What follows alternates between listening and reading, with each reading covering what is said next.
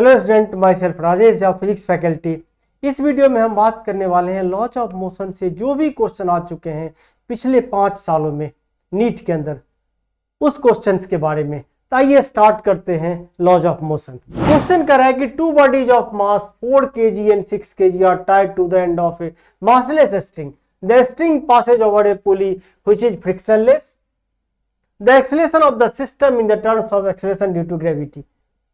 Question कर रहा है कि दो बॉडी है, एक 4 kg का ब्लॉक है, दूसरा 6 kg का ब्लॉक है, स्ट्रिंग से अटैच है, string passes over the pulley, string is passes over the pulley, pulley is massless, string is inextensible. तो आपको बताना है कि सिस्टम का एक्सेलेरेशन क्या होगा in terms of acceleration due to gravity. अगर इस फिगर को देखें तो देखिए क्या क्या फोर्स लगेगा। अगर 4 kg ब्लॉक को देखें तो इसका अपना वेट होगा वर्टिकली डाउनवर्ड, स्ट्रिंग है तो स्ट्रिंग में टेंशन T। सिमिलरली अगर 6 kg ब्लॉक को देखें तो इसका अपना वेट होगा 6g और स्ट्रिंग में टेंशन लगेगा T। अब इस दोनों ब्लॉक के लिए बारी बारी से इक्वेशन लिखेंगे। तो अगर 4 kg के लिए अगर इक्वेशन लिखें तो यहां से देखिए कि जिस एक्सेलेरेशन से ये ब्लॉक ऊपर जाएगी ठीक उसी एक्सेलेरेशन से 6 kg का ब्लॉक नीचे आएगा, या यूं कहें कि जिस एक्सेलेरेशन से 6 kg का ब्लॉक नीचे आएगी उसी एक्सेलेरेशन से 4 kg का ब्लॉक ऊपर जाएगा। ठीक है, कांस्टेंट है। तो 4 kg के लिए अगर इक्वेशन लिखेंगे तो ये ब्लॉक ऊपर जा रही है तो ये आ जाएगा T minus 4g equal to mass into acceleration means 4 into a। ये फर्स्ट इक्वेशन। अगर 6 kg के लिए लिखे इक्वेशन तो 4 6 kg, ये ब्लॉक नीचे आ रही है तो 6g माइनस t, तो ये आ जाएगा 6g minus tension equal to 6 into a। और इस दोनों इक्वेशन को ऐड कर देना है। जब आप इस दोनों इक्वेशन को ऐड करेंगे तो देखिए टेंशन कैंसिल हो जाएगा, नहीं टेंशन कैंसिल हो जाएगा तो 6g minus 4g and this becomes 2g और 4a plus 6a 10a, a आ जाएगा 2g by 10 and this becomes g by 5। Acceleration of the system is g by 5 metre per second square. Option देख लीजिए, C option is correct. Next question कर रहा है particle moving with a velocity v is acted by 3 forces shown by the vector triangle PQR। v velocity से is acted by 3 forces जो figure में यहां दिखाया गया। ये मान लीजिए कि अगर फोर्स F1 लग रहा है, सपोज करिए कि ये फोर्स है F1 वेक्टर, इधर मान लीजिए F2 वेक्टर और इधर मान लीजिए F3 वेक्टर। साइक्लिक है ये फोर्स, तो F1 vector plus F2 vector plus F3 vector, अगर यहां पे देखें ट्रायंगल लॉ से, तो ट्रायंगल लॉ से this plus this equal to 0। तो F1 vector plus F2 vector plus F3 vector this equal to क्या है 0। According to triangle law F1 plus F2 plus F3 यहां पे 0 है, तो नेट फोर्स यहां पे अगर आप देखें तो नेट फोर्स 0 है। नेट फोर्स अगर 0 है तो एक्सेलेरेशन 0 होगा। एक्सेलेरेशन अगर 0 होगा तो वेलोसिटी कांस्टेंट होगा। तो आपसे कह रहा है ये the velocity of the particle will be, the velocity of the particle will remain constant क्योंकि net acceleration is 0, net force equal to 0। Clear है।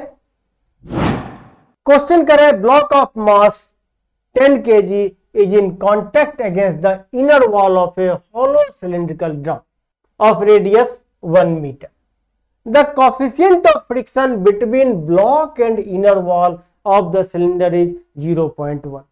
रेडियस दे रखा है 1 मीटर और फ्रिक्शनल कोफिशिएंट दे रखा है म्यू दे रखा है 0.1.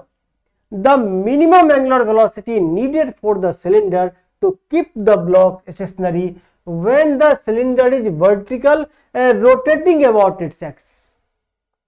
क्वेश्चन कह रहा है कि एक ये ड्रम है, एक सिलिंड्रिकल ड्रम है, ठीक है, ये cylindrical drum omega angular velocity से मान लीजिए कि रोटेट कर। एक ब्लॉक है 10 kg का, यहां पे इनर वॉल के कांटेक्ट में है, ठीक है। अब ये ब्लॉक नीचे आ सकती है नहीं, अगर ये ब्लॉक यहां पे है तो ये ब्लॉक नीचे गिर जाएगी। तो ये आपसे कह रहा है कि मिनिमम एंगुलर वेलोसिटी क्या हो कि ये ना गिरे। क्लियर है, ये घूम रहा है इस तरह से, ये 10 kg का ब्लॉक इस वॉल के कांटेक्ट में है, आपसे पूछ रहा है कि ये ब्लॉक नीचे ना गिरे। अगर ऐसे ये सिलेंडर रखा हुआ है तो यहां पे ब्लॉक तो रुक ही नहीं सकता है, वो तो गिर जाएगा ना। तो ये ओमेगा से घूम रहा है और आपसे पूछ रहा है कि ये ब्लॉक ना गिरे, तो उसके लिए ओमेगा क्या होनी चाहिए, ठीक है। तो देखिए क्या क्या फोर्स लगेगा। एक तो इसका अपना वेट होगा इस ब्लॉक का, और फ्रिक्शनल फोर्स, चूंकि यहां पे आपको दे रखा है कोएफिशिएंट ऑफ फ्रिक्शन, और ये नॉर्मल रिएक्शन जो सेंटीपिटल प्रोवाइड कर देगा।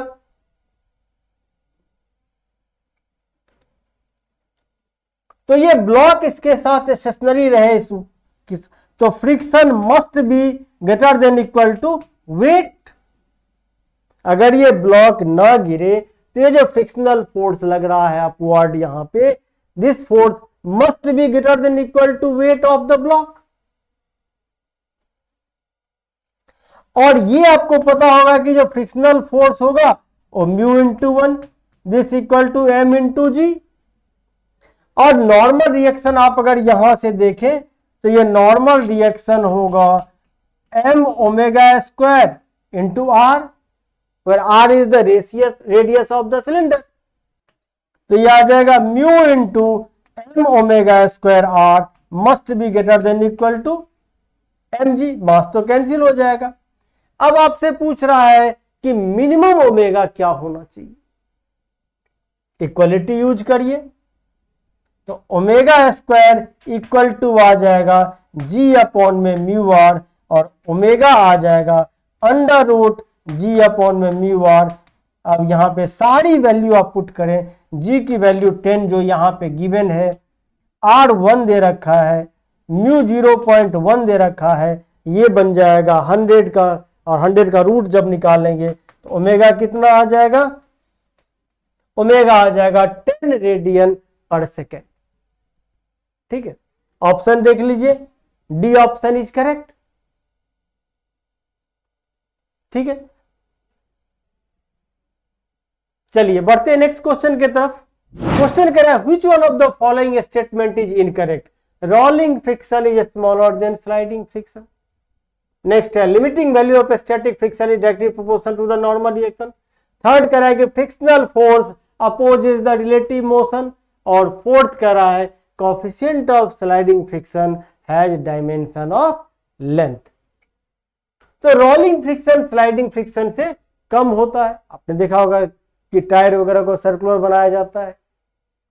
ठीक है, because rolling friction is smaller than sliding friction, तो ये बिल्कुल सही है। Limiting value of static friction is directly proportional to normal reaction, F equal to mu into N. F proportional किसके, नॉर्मल रिएक्शन के, बिल्कुल सही है। Frictional force opposes relative motion, बिल्कुल सही है कि फ्रिक्शनल फोर्स रिलेटिव मोशन का अपोज करता है। ठीक है, friction always opposes relative motion. जो फोर्थ है, जो डी ऑप्शन है, coefficient of sliding friction has dimension of length.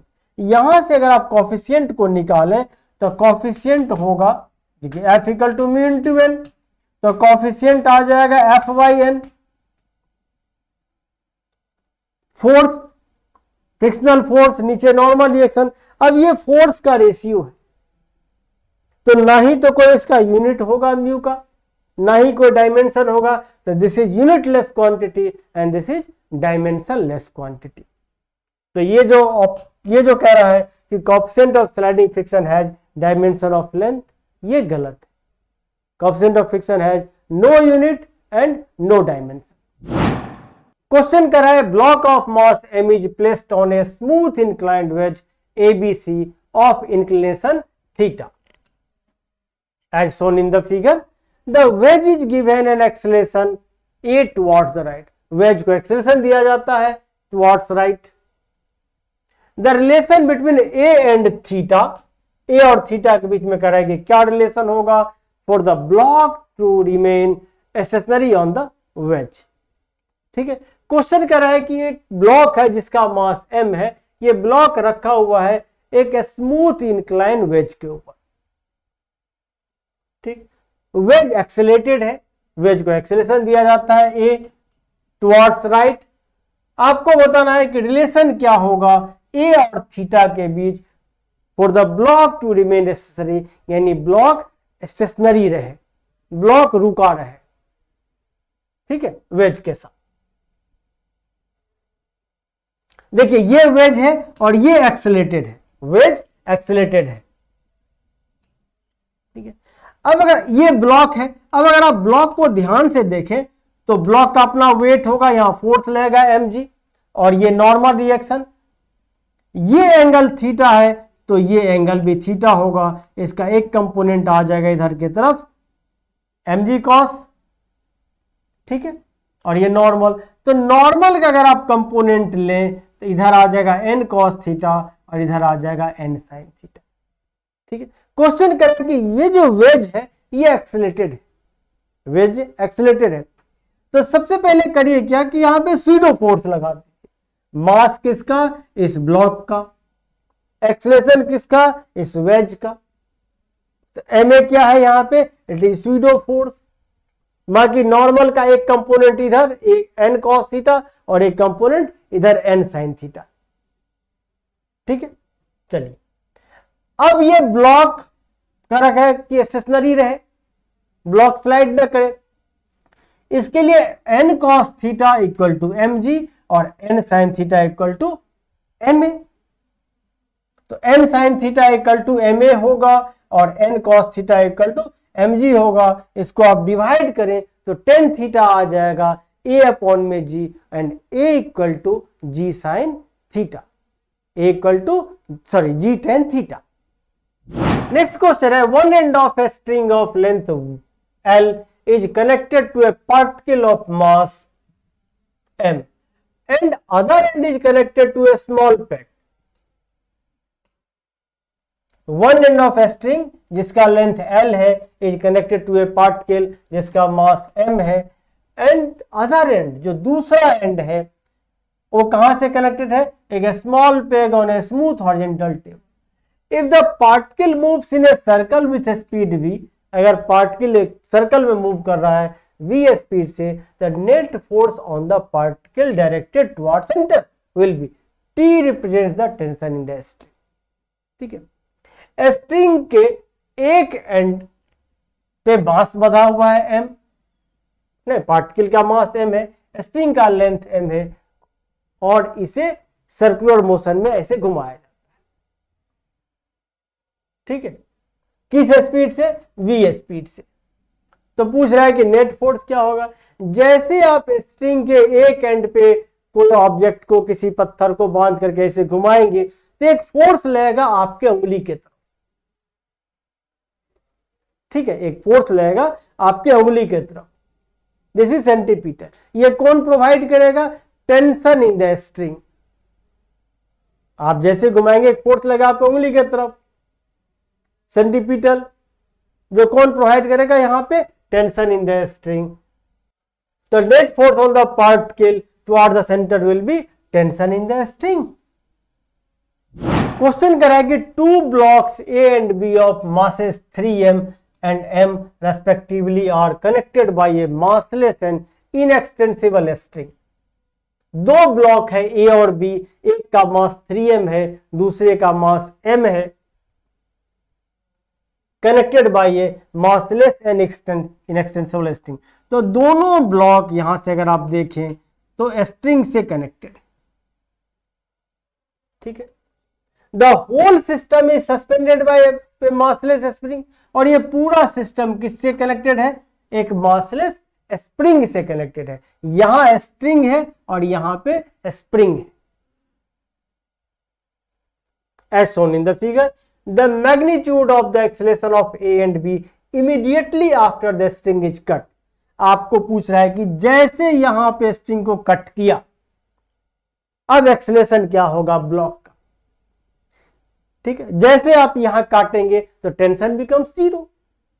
ये स्ट्रिंग है, जैसे आपने कट किया तो टेंशन 0 हो जाएगी। अभी अगर सपोज करिए कि यहां पे जो इलोंगेशन है, वो इलोंगेशन अगर हम x मान लें इस स्प्रिंग में, तो यहां से kx इक्वल टू के, जहां स्प्रिंग कांस्टेंट है, kx इक्वल टू आ जाएगा 3mg, इसका वेट प्लस इसका weight, and this is 4mg। तो kx इक्वल टू क्या आ गया यहां से, kx इक्वल टू 4mg। अब जैसे आपने इसको कट किया, जैसे कट किया तो ये ब्लॉक B है, कट करते ही ये किस एक्सेलेरेशन से आ जाएगी, एक्सेलेरेशन ऑफ B क्या होगा, फ्री फॉल होगा, एक्सेलेरेशन ड्यू टू ग्रेविटी। तो इसमें तो कोई दिक्कत ही नहीं है कि AB G होगा। बचा दूसरा जो जिसका मास 3m है। अगर आप इस ब्लॉक को देखें जिसका मास 3m है, ब्लॉक A को,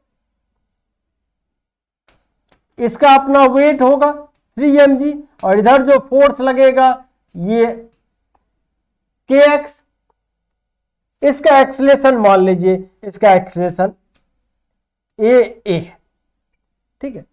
तो इसका जो एक्सेलेरेशन आएगा 3m ब्लॉक का, kx माइनस इसका वेट 3mg और divided by mass, net force divided by mass of the block.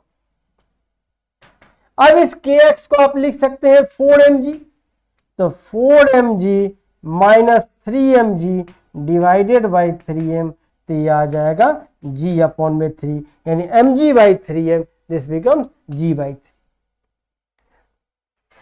तो इस ब्लॉक का, a ब्लॉक का एक्सेलेरेशन होगा g बाई 3 और b ब्लॉक का एक्सेलेरेशन होगा g। ऑप्शन देख लीजिए, a option is correct. a का एक्सेलेरेशन होगा g बाई 3 और b का एक्सेलेरेशन होगा g।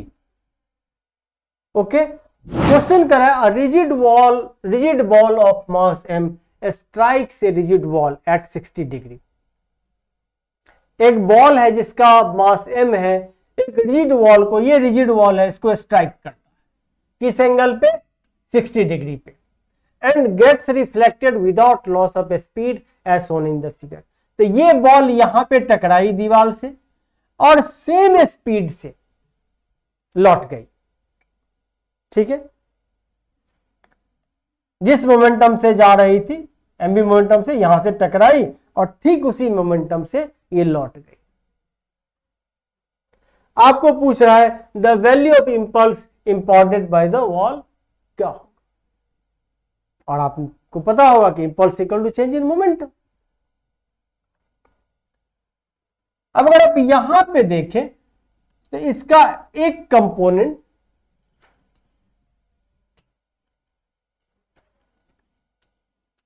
देखिए ये एंगल 60 है तो ये भी 60 होगा। फिलहाल मैं इसे थीटा ले लेता हूं, तो ये थीटा होगा। तो इस तरफ आ जाएगा mv cos थीटा और इधर आ जाएगा mv sin थीटा।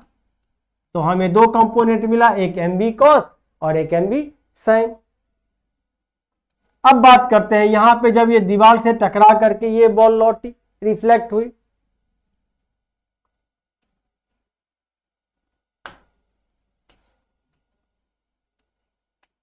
अब ये एंगल 60 डिग्री है तो ये भी 60 होगा, थीटा ले लेते हैं।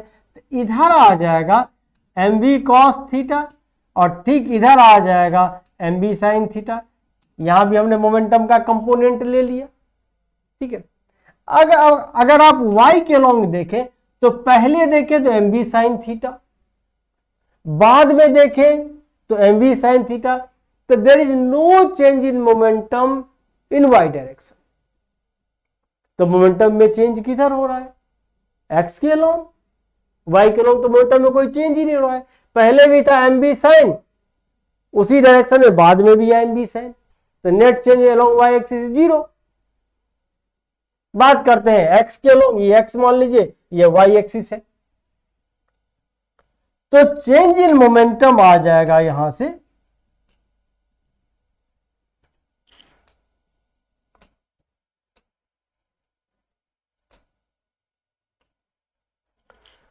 तो अगर आप चेंज इन मोमेंटम निकालें तो final momentum minus initial momentum किधर निकाल रहे हैं, एक्स के लॉन्ग, क्योंकि वाई के लॉन्ग तो कोई चेंज हुआ ही नहीं। तो ये आ जाएगा minus m v cos theta minus m v cos theta. This is minus 2mv cos theta, और थीटा कितना दे रखा है 60 डिग्री। अब कॉस 60 हाफ इसे काट दीजिए, कॉस 60 हाफ, इसे 2 कैंसिल हो जाएगा। This is a change in momentum. तो impulse imparted by the wall on the ball will be m into v। ठीक है, impulse imparted by the wall on the ball will be m into v। The first option is correct। Question कर रहा है car is negotiating a curve road of radius r, the road is banked at an angle theta, the coefficient of friction between the tires of the car and the road is mu s, the maximum safe velocity on this road is। Banking of road का problem है, drive किया आप लोगों ने, ये मान लीजिए banking angle है थीटा, और ये सपोज करिए कि ये कार है। ठीक है, क्या क्या फोर्स लगेगा देख लीजिए। एक तो दिस इज नॉर्मल रिएक्शन,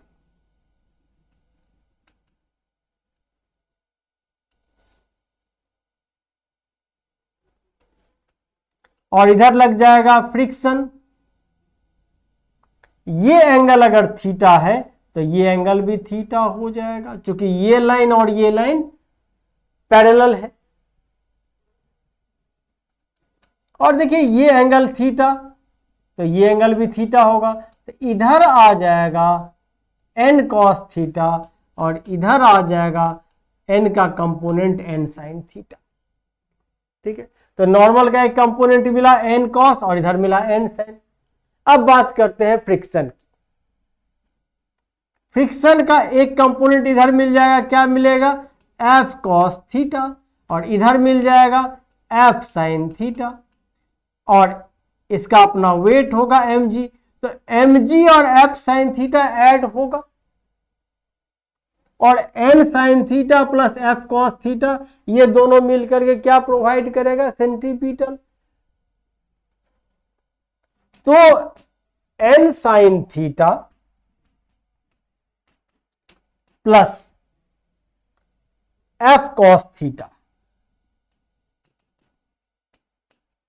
ये प्रोवाइड करेगा centripetal force. This is equal to mv square by r। और यहां से अगर देखें तो n cos theta equal to क्या आ जाएगा f sin theta plus mg, f sin theta plus mg। तो n cos theta minus f sin theta, and this is equal to mg। इस दोनों इक्वेशन को आप डिवाइड कर दीजिए, n sin theta plus f cos theta equal to mv square by r, और n cos theta minus f sin theta equal to mg। Divide करें इसे, और f इक्वल टू पुट करें mu into n, f equal to put करें mu into n। तो यहां put करेंगे mu into n, यहां पुट करेंगे म्यू इंटू n, और जब आप इसे डिवाइड करेंगे